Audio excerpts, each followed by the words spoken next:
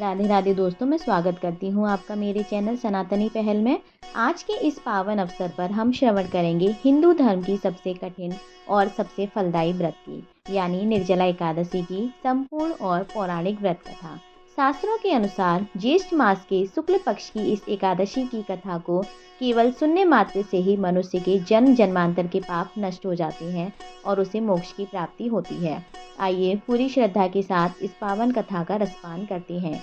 एक बार की बात है, परम ज्ञानी महर्षि वेद व्यास जी पांडवों को धर्म और व्रतों का ज्ञान दे रहे थे। उन्होंने एकादशी व्रत की महिमा बताते हुए कहा कि जो भी मनुष्य हर महीने आने वाली दोनों एकादशियों का व्रत रखता है, उसे जीवन में सुख और समृद्धि मिलती है और मृत्यु के बाद वह सीधे भगवान विष्णु के वैकुंठ धाम को जाता है। महर्षि वेदव्यास की बात सुनकर माता कुंती, धर्मराज युधिष्ठिर, अर्जुन, नकुल, सहदेव और द्रौपदी ने हर एकादशी पर पूर्ण उपवास रखने का नियम बना लिया। लेकिन पांडवों में दूसरे भाई यानी महाबली भीमसेन अत्यंत चिंतित हो गए। वे महर्षि वेदव्यास जी के पास पहुँचे और हाथ जोड़कर अत्यंत विनम्रता से बोले, हे परम पूज्य पितामह, मेरे परिवार के सभी सदस्य एकादशी का व्रत रखते हैं और मुझे भी व्रत रखने के लिए कहते हैं, लेकिन मैं बहुत बड़ी दुविधा में हूँ। भीम ने आगे कहा, हे पितामह, मेरे पेट में वृक नाम की एक विशेष अग्नि प्रज्वलित रहती है, जिसके कारण मुझे बहुत तीव्र भूख लगती है। मैं भगवान की भक्ति कर सकता हूँ, दान पुण्य कर सकता हूँ, लेकिन भोजन के बिना एक पहर भी जीवित नहीं रह सकता।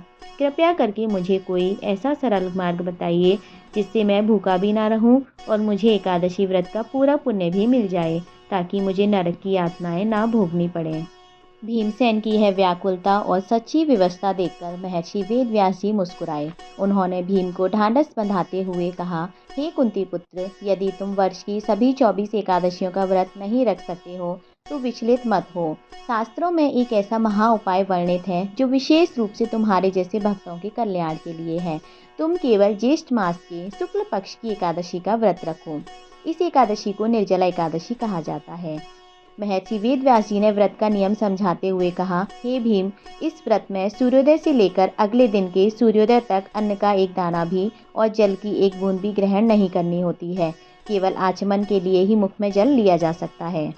यदि तुम ज्येष्ठ की इस भीषण गर्मी में पूरी निष्ठा से इस व्रत का निर्जल उपवास कर लेते हो तो तुम्हें वर्ष भर की सभी 24 एकादशियों का फल अकेले इसी एक दिन में मिल जाएगा।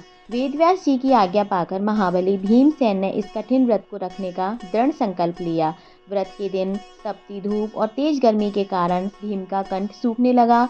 भूख और प्यास से उनका शरीर व्याकुल होने लगा, परंतु उन्होंने हार नहीं मानी और मन ही मन भगवान नारायण के नाम का जाप करते रहे। रात के समय वे भूख प्यास से मूर्छित भी हुए, लेकिन उनका संकल्प नहीं टूटा। उनके इस अदम्य साहस और कठोर तप से साक्षात भगवान विष्णु अत्यंत प्रसन्न हुए और उन्होंने भीमसेन को अपनी कृपा का आशीर्वाद दिया। इसी कारण इस व्रत को भीमसेनी एकादशी या पांडव एकादशी भी कहा जाता है। अगले दिन द्वादशी को सुबह सूर्योदय के बाद भीमसेन ने सविधि स्नान दान करके ब्राह्मणों को भोजन कराया और फिर स्वयं जल ग्रहण करके अपना व्रत खोला। इसी प्रकार निर्जला एकादशी की यह पावन कथा समाप्त होती है। शास्त्रों के अनुसार जो भी मनुष्य पूरी श्रद्धा से इस व्रत कथा को सुनता है या सुनाता है, उसे अक्षय पुण्य की प्राप्ति होती है। भक्तों, भगवान विष्णु और माता लक्ष्मी की कृपा आप सब पर बनी रहे। अगर आपको यह प्रामाणिक व्रत कथा पसंद आई हो तो कमेंट में जय श्री हरि विष्णु लिखना ना भूलें। वीडियो को लाइक करें और अपने प्रियजनों के साथ शेयर करें और सनातनी पहल चैनल को सब्सक्राइब जरूर करें। मिलते हैं अगले किसी पावन प्रसंग में, तब तक के लिए नमस्कार।